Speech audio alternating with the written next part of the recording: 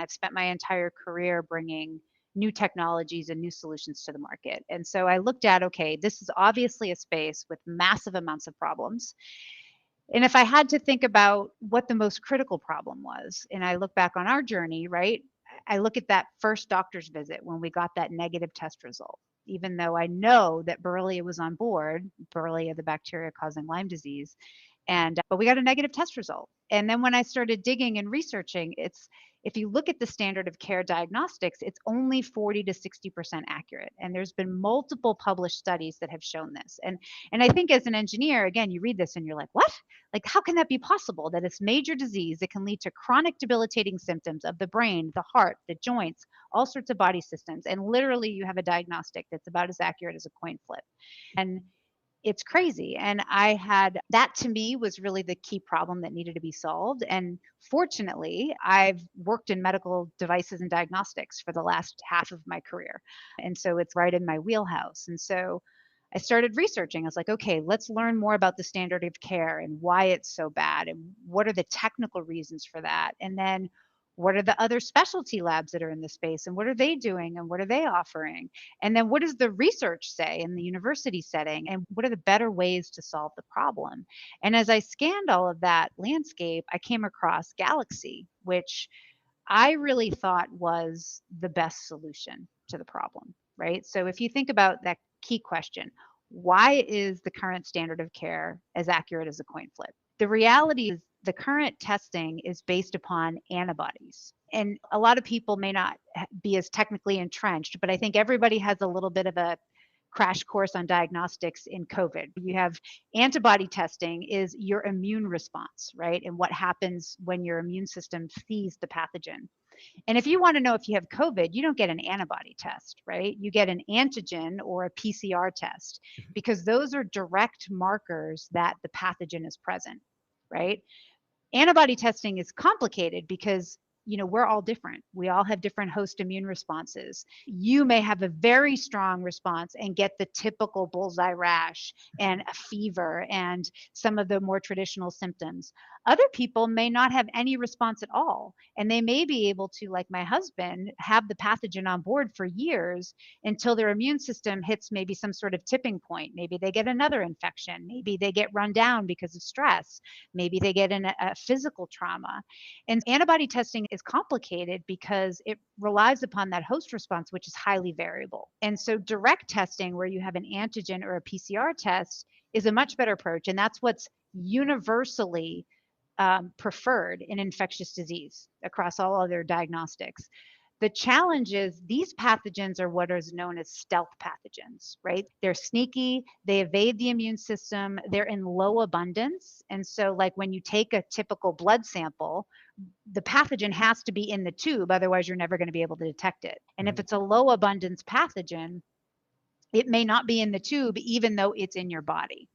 And so Galaxy was going after that hard problem. How do we enable direct detection? How do we lower the limits of detection?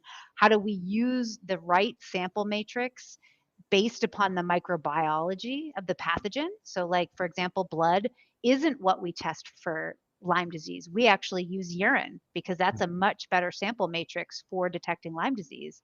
And then for some of the other co-infections, we do blood testing, but in order to get accurate results, we do sample enrichment, we do concentration, we do things that make it an easier, lower the limits of detection to give us accurate results. And so I came across the company. I really just reached out to the founders and said, hey, I'm a passionate person that wants to learn more. And once I realized that I thought it was a good fit for me and that the technology was real, I ended up taking over as CEO in the middle of last year. And since then, we've been really on our mission to bring the technology mainstream and to change the standard of care so that when you go to that first doctor's visit, you don't get a test that's as accurate as a coin flip. And also that's not just looking at Lyme disease, but eventually we want everybody to test for all the co-infections because some of the co-infections are actually, I believe, more common than Lyme, but people just aren't testing for them. So they seem rare. And one of the things I always say, it's always rare if you never test for it. Right? Sure. So that's what we're trying to do. Is our mission is really to change the standard of care and to get better diagnostic tools out there so that people can get an accurate diagnosis and not do the descent into chronic illness where it's harder to dig out. Okay, one, you're on the right podcast for sure. I already see, obviously, there's a lot going on in the chat. So, guys, normally I would wait till the 30-minute mark to invite any questions. But if you guys do have anything, I can't guarantee I'm going to ask them all. But please feel free to throw any questions that you have in the chat, and we'd love to get them shared. What I was going to ask next, though, is when does testing become especially for Lyme and co-infections specifically, when does that become appropriate? Because here's what I'm wondering. So one of our foundational labs that we talk about at FDN, it's not for Lyme. We focus on these foundational labs for pretty much all health issues to help restore function. We use the GI map, which is PCR DNA testing. And the thing with COVID that became very confusing, so for better or for worse, the PCR thing became very confusing because people would say, I tested positive, but I don't feel bad. I'm not sick. I never was sick. And so the person who's not in this space, through no fault of their own, didn't really understand what that meant. I'm not sick. I can't be positive for this. You could be positive for it, but be completely asymptomatic, which is meaningful because we did label a lot of the cases, regardless of symptomology, as being positive. So there's a little confusion on both sides, it seems. With something like the GI map, though, the reason I'm connecting it to what you're talking about is we'll see, let's take an easy one, like H. pylori shows up on a lot of GI maps. But how the client for us is presenting will change the way that we make meaning out of that result. So if the person has H. pylori on the GI map and says, yeah, I end up in the hospital a few times a year with severe stomach pains, maybe they had ulcers or something. I've had cystic acne. I've had some mental health issues, these kind of loose things that can be associated with H. pylori. I've had thyroid issues as well. We know that can affect certain thyroid antibodies. Okay, I'm now going to take that a lot more seriously. If I find that there is zero symptomology whatsoever that seems to be correlated with the infection, I might address it, but it's not going to be my top priority. So the reason I'm using that example is hopefully it'll connect in my FDN's heads here. I want to know, like, when would you test? Because if we go back to your husband, for example, there was a time where he probably had this, but he felt okay. And then there was a time where he had symptoms, but obviously not major enough that you guys were saying that anything was like wildly wrong.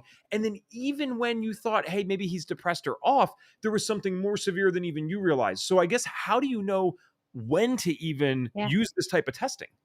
It's a great question. And I think I have 3 different answers based upon it. I think certainly if you're symptomatic, and I do think that as a whole, our society needs to redefine symptomatic, because I know I'm in my 40s now, and I talk to most of my friends, they have complain of back pain or fatigue or other things that we've normalized.